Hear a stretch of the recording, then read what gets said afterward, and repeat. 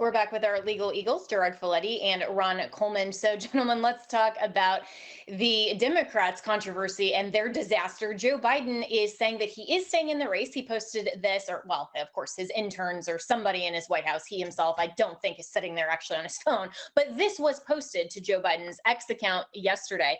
This morning, I sent a letter to my fellow Democrats on Capitol Hill. In it, I shared my thoughts about this moment in our campaign. It's time to come together, move forward as a unified party, and defeat Donald Trump. The letter was like 2 pages saying that I think that I'm the best person to beat Donald Trump, and if I didn't, I would get out. I mean, he actually, in my view, challenges God a little bit by, saying that nothing can prevent him except God Almighty from coming out of the race. And, in my experience, if you tempt God, we have kind of a whole Bible of showing that if you tempt God, not really a good idea, Joe Biden. But also, it's very interesting to see how the mainstream media and the leftist media is coming out with what appears to be a coordinated campaign calling on Biden to get out of the race. And this segment aired on NBC with a Parkinson's expert talking about how this, in his view, is the analysis of Joe Biden's cognitive difficulties. Watch this. You noticed anything that gives you a red flag as a doctor? Oh, yeah. I see him 20 times a day in clinic. I mean, it's ironic because he has just such classic features of neurodegeneration. I mean, word finding difficulties, and that's not, I couldn't find the word. That's from degeneration of the word retrieval area. He's also overcome stuttering, though. Could that be part of that, too? No, this is not a palatal issue or a speech discrepancy, which is very different from a lemino dysfunction, actual word retrieval, where you pick a similar question or talk around the issue, plus the rigidity, monotone voice. Wait, go back to that, the rigidity. What do you mean? Rigidity, loss of arm swing, standing up lordotically. You notice when he turns, it's kind of en bloc turning. It's not a quick turn. So that's one of the hallmarks of Parkinsonism is rigidity and bradykinesia, slow movement. And he has that hallmark, especially with the low voice that said was a cold hypophonia. A small monotone voice like this over time is a hallmark of Parkinsonism. I could have diagnosed him from across the mall. Here are some of the symptoms from Parkinson's. We just had him up there on the screen. If we can put him back. What about the movement? Some people have pointed out the way he walks. Sometimes it's not very fast, small steps. Is that something that is common in people who are battling a disease like Parkinson's? Yeah, it's a hallmark. Shuffling gait, we call that, so little steps. Loss of arm swing from the rigidity. When we walk, we have a nice cadence. You notice he doesn't really swing his arms. And en bloc turning, meaning he kind of pivots around his foot. If you said, hey, President Biden, he wouldn't go like this. So, yeah. But I also know, and tell me if I'm wrong here, it's very hard to diagnose Parkinson's, isn't it? It's not simple. I mean, I've heard that it can be. It's one of the easier movement disorders to diagnose, actually. Right, but it's so clinic. There's very little other. And I'm a Democrat. I always say about this. Right. It's just like, this guy is not a hard case. But I've had relatives who have gone through neurological issues, and I've heard that sometimes Parkinson's is not very easy to nail. You have to take a lot of tests. It's early on. If you're just presented with like hallucinations, that could be a variety of things, or just the cognitive problems. That could be Alzheimer's versus Parkinsonism, and that becomes a little nebulous. But once you start manifesting the hallmark motor symptoms, right? Slow movement, rigidity, mass facies, hypophonia. I mean, if a med student did not pick Parkinson's on the test, they'd be remediated. So let me ask you, you're a Democrat, you're a doctor. You sound like you're frustrated with what the White House is saying. Yeah. Why? Well, because, I'm an American before everything. And I look at it and say, when I used to see Russia, Soviet Union, North Korea, when they just make outrageous things, like when North Korea can't keep the lights on and they say, it was some faulty power thing. I kind of hate that kind of stuff. They had 4 years, my own party had 4 years to find, this was a wreck in slow motion. And they had 4 years to find out of 350 Americans, one person that could take the place. And here we are the day before school trying to do the homework and replace a guy who's got a neurodegenerative disease. Dr. Pitt. Ron, so this was wild to me. I mean, where was this doctor on, NBC and CNN and all of this stuff 3 years ago, right? I mean, of course, they're not going to invite him on to do that. But this just shows the Democrats in the White House have been lying to us for, at least, I think, 3.5 years. But isn't it time to invoke the 25th Amendment? Yes.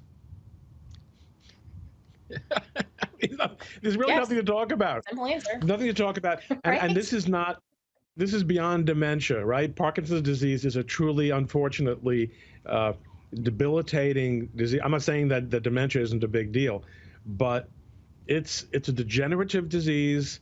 This doctor batted away all the speaking points to the MSNBC interviewer, set him up with stuttering. This has got nothing to do with stuttering, as if anyone with any rational comprehension who was familiar with Joe Biden's career over the last 50 years has ever thought of him as a stutterer.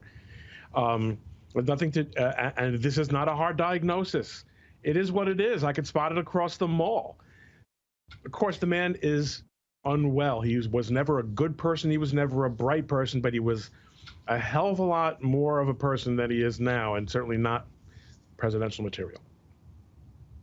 Yeah. So, Gerard, I mean, if the vice president and the majority members of the cabinet are unwilling to invoke the 25th Amendment, I mean, there is provision that Congress could legislate another body. I spoke with Representative Chip Roy this morning on my radio show, and he just said, the Democrats aren't going to have the political will, and probably not even the Republicans, to actually do that in this instance and legislate accordingly. So what happens and what is America left with if the vice president and the majority of the cabinet is unwilling to actually acknowledge the truth? I mean, is there any mechanism of accountability for that? Realistically, none. If the 25th Amendment is not invoked and Biden doesn't step down on his own, then we're left wondering who's the person actually making decisions. Is it Kamala Harris? Is it the chief of staff? Is it Jill Biden? These are questions that should be asked, and we should, quite frankly, be asking who's been making decisions for the last few years. But without implementing the 25th Amendment, there's really nothing that can be done. And again, once again in this election cycle, we are in an unprecedented situation with a presidential candidate, the actual sitting president, who is dealing with a situation that we've never had in our country's history and hopefully will never have again. This is something that can't be allowed to continue. We need clarity on a president's fitness to be in office. Yeah, and that seems very basic. So why don't we have the political will, at least for, I mean, there are some Republicans calling for this, Ron, and I think that this is the principled position. But it seems like Republicans are just so concerned about November, and they're thinking, well, Donald Trump has a better chance against Joe Biden than anybody else. So, we'll just let it slide for the next 7 months that we have these national security concerns. And Biden has said, don't schedule anything between, 8 p.m. and 10 a.m. And so I guess if there's a nuclear crisis, I mean, is he going to accidentally press the nuclear button instead of his life alert button? I mean, these are sincere questions that Americans need responses to.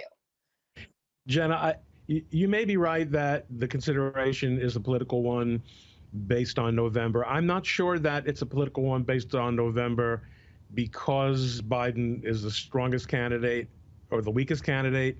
It may be because Republicans don't want to be the ones who push the removal of a president right before the election, which in and of itself will be used as a political weapon. We do have a tool. That tool is the 25th Amendment, and there is a limit to how much you can anticipate with legislation, and in this case, constitutional provisions. I've said many times that the system ultimately relies on trust and openness and checks and balances. Here, we're not in a trust environment. We're not in a trust-based regime. The press has lied to us, and here we are. Yeah, well, and I certainly don't trust Kamala Harris or the majority members of the cabinet as far as I could throw them or as far as she may, cackle on television. But it is time, I think, that America recontemplate should we foresee that this situation may arise again in the future. But Legal Eagles, we'll see you a little bit later on in the program. We'll be right back.